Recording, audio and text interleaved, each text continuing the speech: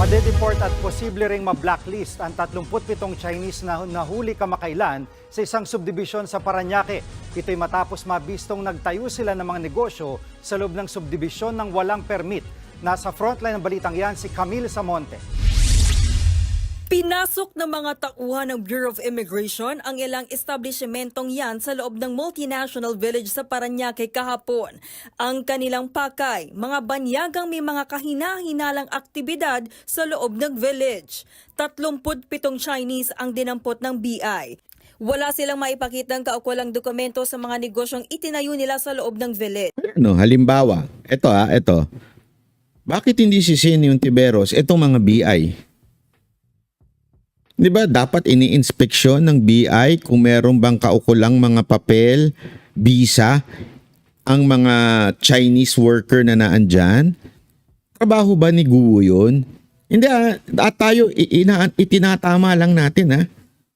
Kasi trabaho ba ng isang mayor inspekin kung pakita nga ng passport mo? Ikaw ba ay illegal na dito o hindi? Kaninong trabaho yan? Trabaho yan ng BI, ng immigration. Kung meron silang permit, may visa pa ba silang nag-exist? Paano?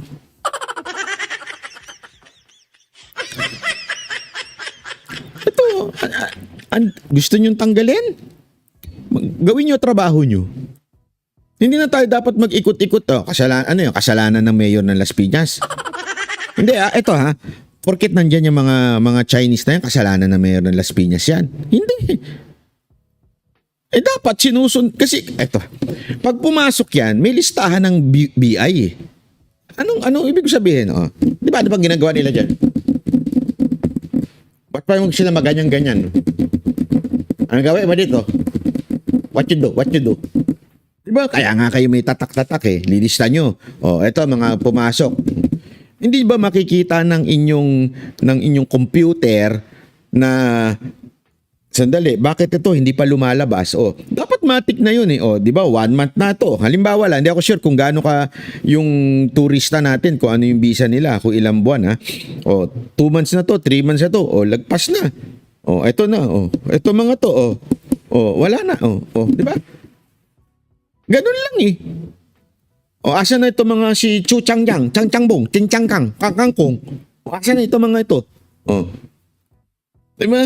Doon pa lang alam mo na, ang dami na palang mga, dapat yun ang tinatanong ni Ontiveros BI, ilan na ba ang mga pumasok dito at hindi na lumabas?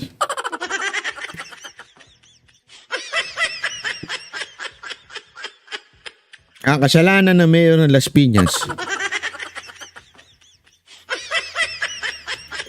Ikinasa ang raid matapos ilapit ni Senator Raffy Tulfo sa BI ang sumbong ng ilang concerned homeowner ng naturang village. Most of these people, walang dokumento, walang maipakitang dokumenta at all. Buti pa to. Again ayan na naman yung hihirit.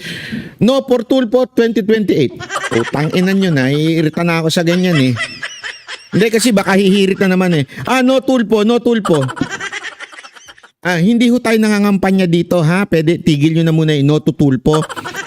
Hihirit na naman yun. No Tulfo no. Tulfo no Tulfo no. Madyan na naman, hihirit na naman yung mga mukhang tanga. Again issue-based tayo dito. Buti nga yung ginawa nito ni Tulfo. At least, di ba? Senator ka, sinumbong sa'yo, sinumbong mo sa BI. Hindi mo pinag-initan yung Las Piñas mayor.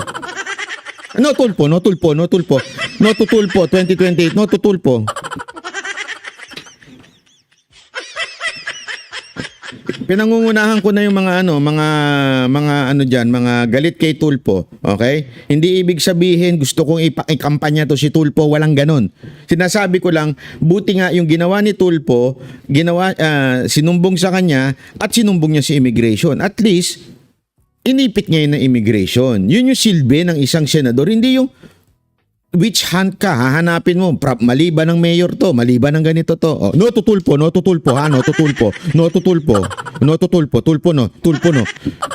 Inuunahan ko na. Kasi hihirit na naman dyan yung mga parang bata No to Tulfo no. No to Tulfo no. No to Tulfo. No to Tulfo, ha. Chimiki, maraming salamat po Hindi, para lang unahan ko na. Wala po akong, hindi ko pinopromote si Tulpo. Tulpo no, Tulpo. Oh. Nothing. Hindi silang passport, wala. ID, wala. So, anong ginagawa nila rito at paano sila kapasok? Pangalawa, may mga nakapagpakita naman ng dokumento, working permit. Pero yung working permit nila, hindi tumutugma doon sa nakalagay sa mga papeles. Tingin ni Tulfo, pinapasok na ng mga illegal na pogo ang mga village at high-end subdivision sa Isumbong ko kaya kay Tulpo yung condominium namin. Utangin na yung condominium namin Dati, ito walang biro ito walang biro. Dati yung building namin, amoy niregla. Bakit? Hindi ko alam bakit tayo mga Pilipino araw-araw nagluluto ng tuyo at saka danggit sa umaga. Hindi, napapaisip talaga ako, masarap ba talagang danggit at saka tuyo sa umaga?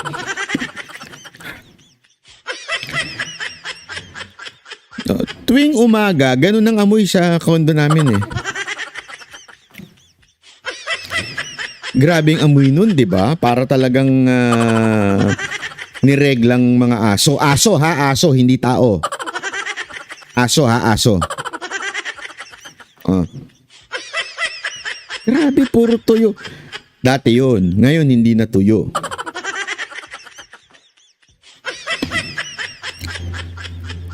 Amoy hot pot na. Dahil sa dami ng Chinese na nagluluto ng hot pot, amoy hot pot na. Hindi, totoo. Walang biro. Sumbong ko kaya kay Tulpo to. Uy, Tulpo, yung aming condominium, amoy hot pot na. Hindi, kaya nga ako, nagre-ready na ako dun ng mga, mga sumpak, ganun. Kasi pagka sinakop tayo ng China, sabi nila mga daw yan mga Chinese spy daw. Baka mamaya i-conquer na yung namin. Kaya meron akong mga sumpak doon. Tsaka mga tirador. Para pagka just in case magkaroon na ng gera, mababantayan ko sila.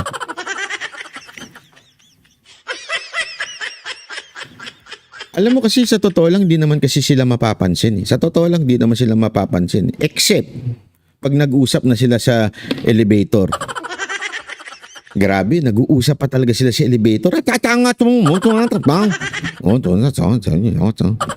Hindi ko alam kung ako yung pinag-uusapan nila Hindi, feeling ko ako yung pinag-uusapan nila yung mga baho nito.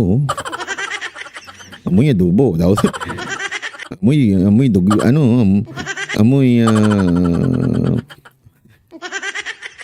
malay mo, di ba? Meron din mga nagre-renta dyan, mga Chinese nationals. Pag sila sa mga exclusive subdivision, hindi sila basta-basta masita. Pag humingi sila ng warrant of search warrant sa korte, mahirapan, hindi basta-basta kasi exclusive yan. Ikinatuwa naman ng ilang homeowner ang pagdampot sa mga illegal na Chinese sa kanilang lugar. Pero sana raw, hindi magtapos dito ang investigasyon at pagbabantay. We're not against the Chinese per se. It's just that we want to have that peace of mind that the people living, the Chinese people staying in our village are legit or legal aliens. Ang tanong namin, how many more of these undocumented and illegal Chinese nationals are staying in our village? Feeling po namin, meron pa sa mga, houses and all. Hindi pa po na-check. Kasunod niya, naghain ng resolusyon si Senator Tulfo para imbestigahan ito sa Senado. Kailangan daw alamin kung lehitimo ang mga ginagamit na dokumento ng mga Chinese para makapagparehistro ng negosyo at makapagpagawa ng mga bahay doon. Baka raw kasi gumagamit sila ng mga bogus na pangalan. Ang kinakatakutan ko rin kasi ay yung issue sa national security pag hindi natin naagapan. na yung mga Chinese nakakapasok ng left and right at nakakuha ng dokumento. Take for example, si Alice Go. Dako, yari ka na naman, Alice Go. Na naging mayor. Ako, Now, kung itong isa tulad ni Alice Go na naging mayor from nowhere, pwedeng gawin ng iba. dako po. Sa Nangyayari ngayon, ka. dinala na ang mga naarestong Chinese sa jail facility ng BI sa Taguig.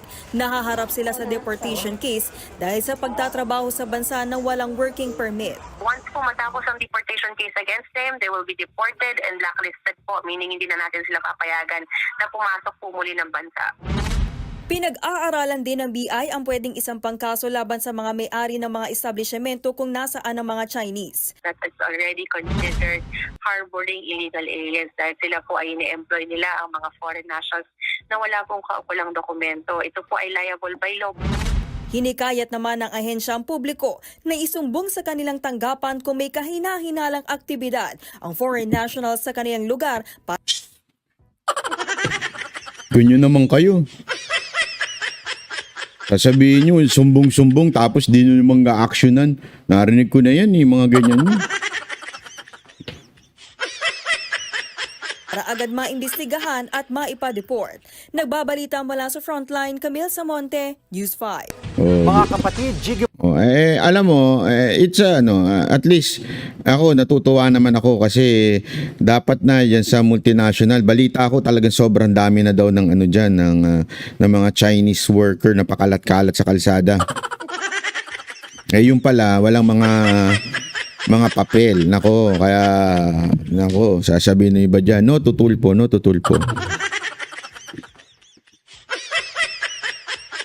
Bakit si Tulpo galit din kay Mayor Guo? Hindi ko alam.